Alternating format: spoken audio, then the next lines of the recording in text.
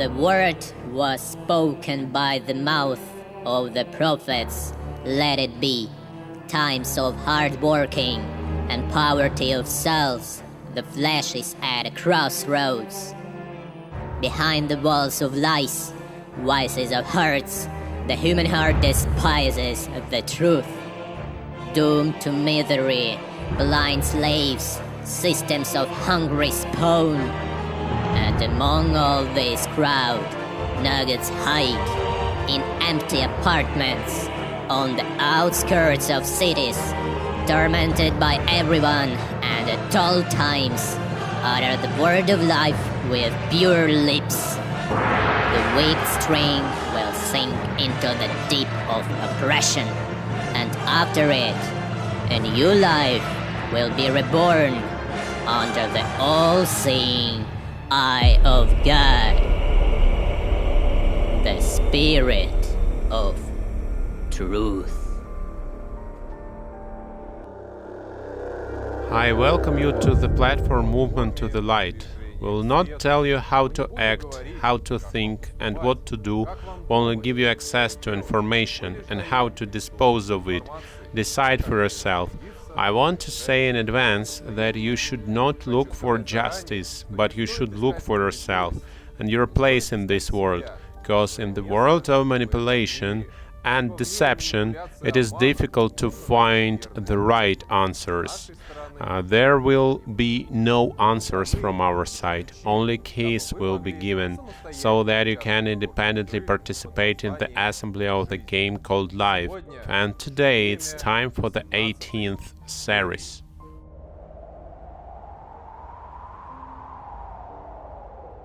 Ideology and personality.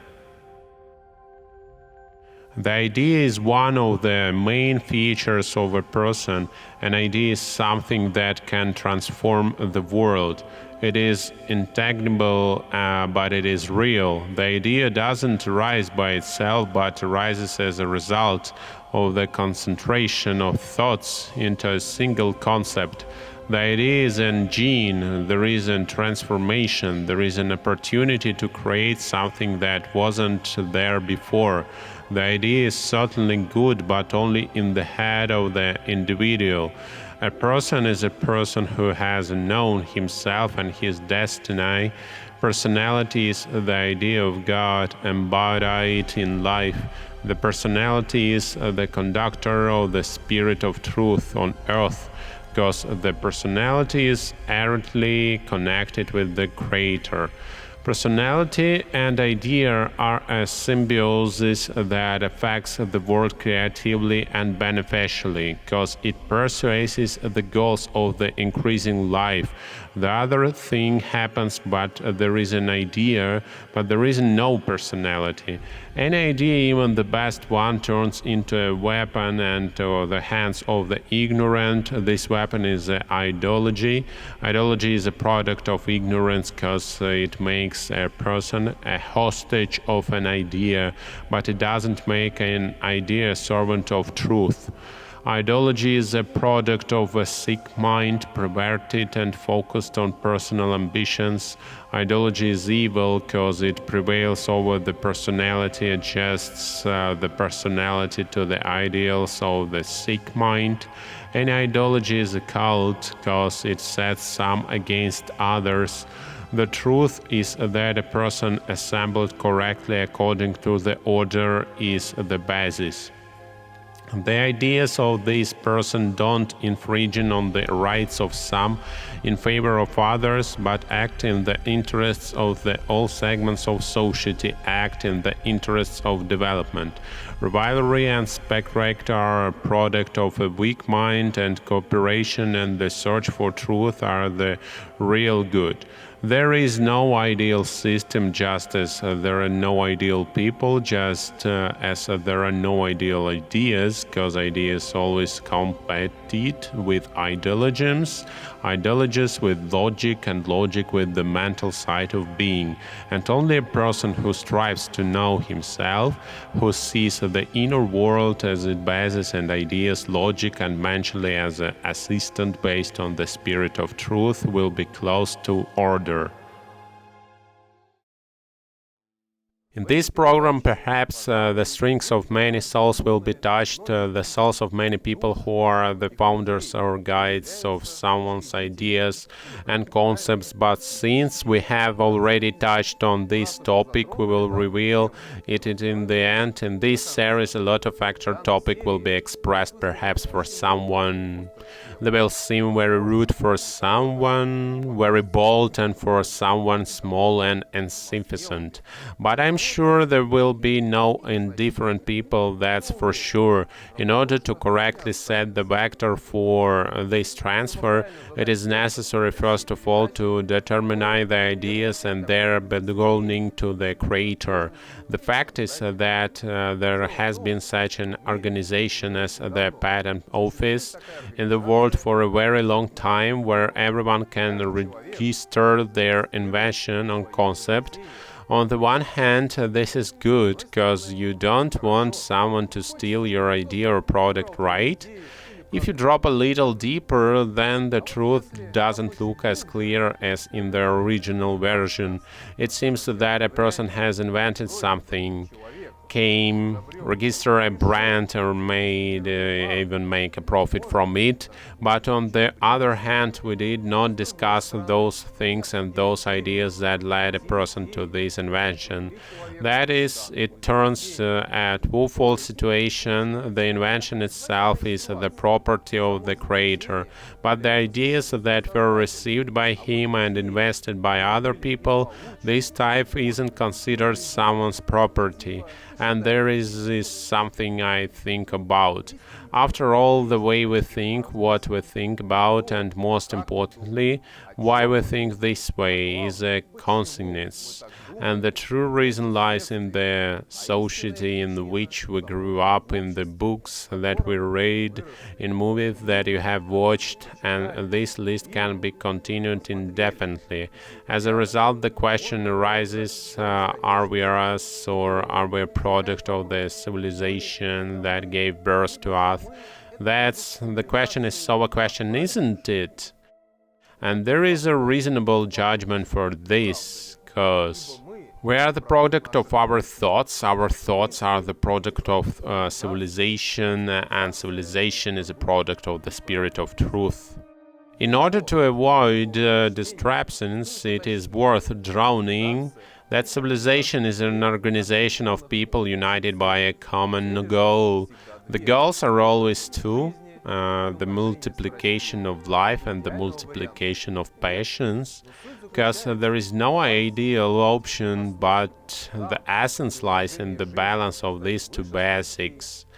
Where the multiplication of life is about the passions, there civilization flourishes, and where passions prevail over multiplication, civilization dies out.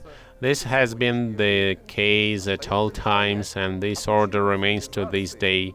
It remains only to understand why civilizations choose conception, extinction, and the answer lies in the name of the program, in the ideology.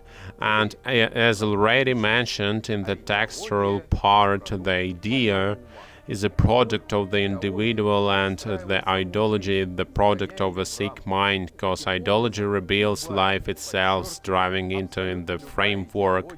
Thus, any ideology, I emphasize, absolutely any ideology destroys civilization, although there will be definitely people who will say that this is not so, that everything is completely wrong, that we live under capitalism and live, then it's worth asking the question, do we live? People think that they live under capitalism because they were told so, that's the whole truth of life, because I hear ringing, but I don't know where it comes from.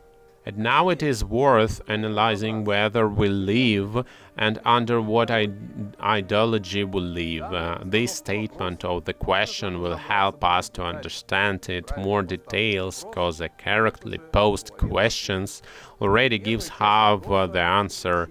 The first part of the question sounds like this: do we live? And what is life? And how does it differ from existence? The question, is meaningless for an amateur, but this question is important for this seeker.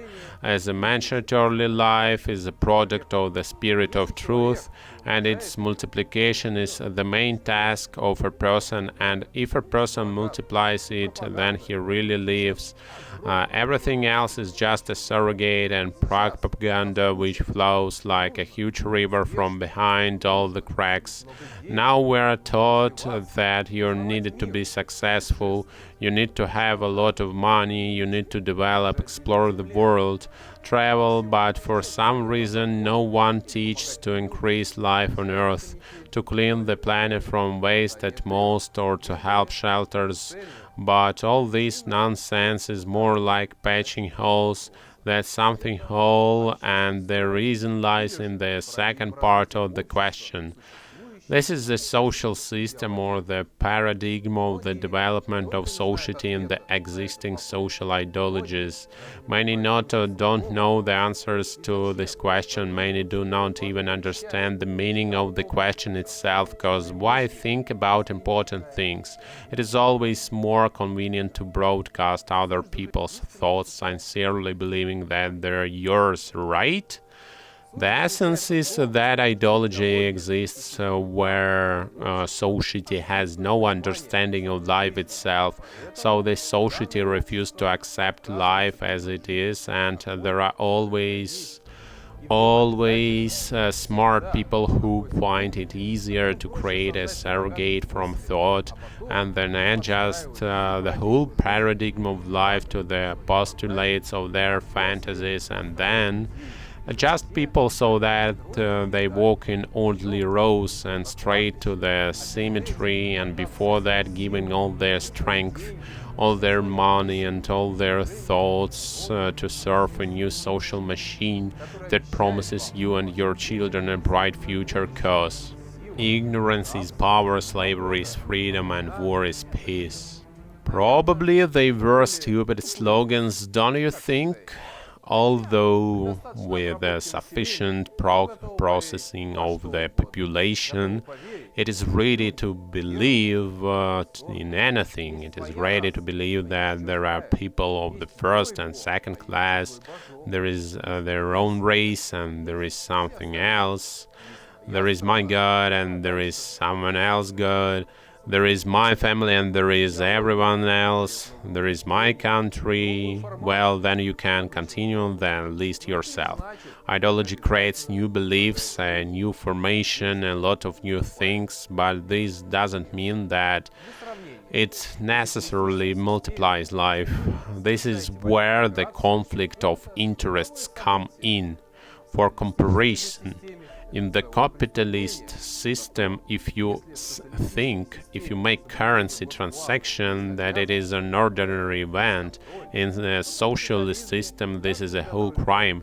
But if the socialist system complies with the state plan, is a duty, and there is a control in this, then under capitalism, everyone makes products as he sees fit.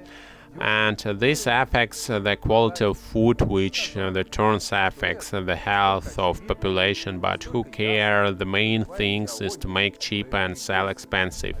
And it seemed that it is so obvious and so clear that any ideology create destructions, and destructions lead to the exhaustion of the system and ultimately lead to the destruction of an entire civilization.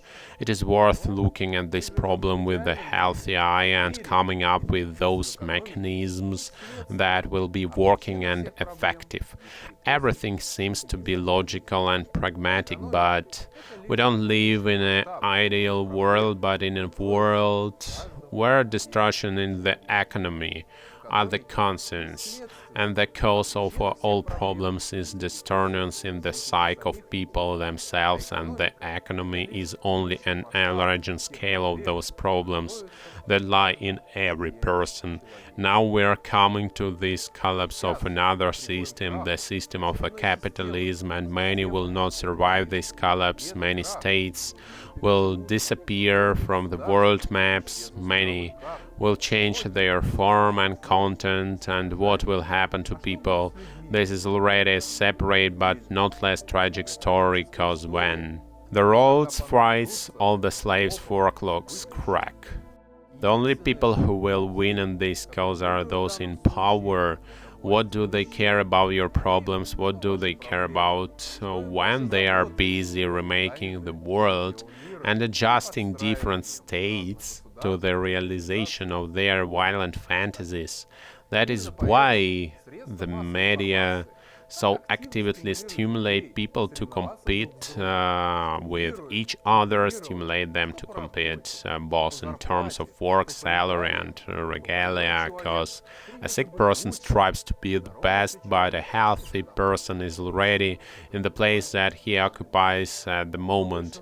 But most people are not given to come to this idea, because the product of a sick mind is very convenient for society, because society having a borderline type of mind lives more according to animal principles than a human ones, where the thirst for profit is so attractive, where the amount of property determines your status, and a new mistress or lover so amuse self-esteem against the background of other losers who could not or didn't have time to fit into the framework of the new rules of the game. People themselves are not ready to give up ideology, because this is their essence.